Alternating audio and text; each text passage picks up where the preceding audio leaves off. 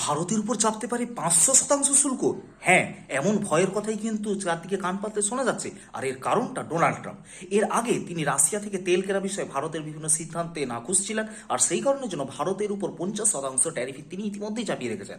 আর তার ফলে আমাদের রপ্তানি বাণিজ্য বেশ মারাত্মকভাবে ক্ষতিগ্রস্ত হয়েছে। তবে আমরা তার বিকল্প বাজারও খুঁজে বের করছি, এবং সম্প্রতি ইউরোপীয় ইউনিয়নের সঙ্গেও আমাদের মুক্ত বাণিজ্য চুক্তি প্রায় চূড়ান্ত হওয়ার পথে, এবং সেটা কয়েকদিনের মধ্যেই স্বাক্ষরিত হয়ে যাবে।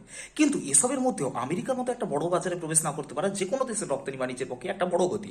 আর ট্রাম্প এবারে যেটা করতে চলেছেন সেটা যদি হয়, তাহলে ভারতীয় অর্থ ব্যবস্থার উপর বিপুল চাপ আসবে, এমনকি ভারতীয় অর্থনীতি মন্দার কবলেও যেতে পারে।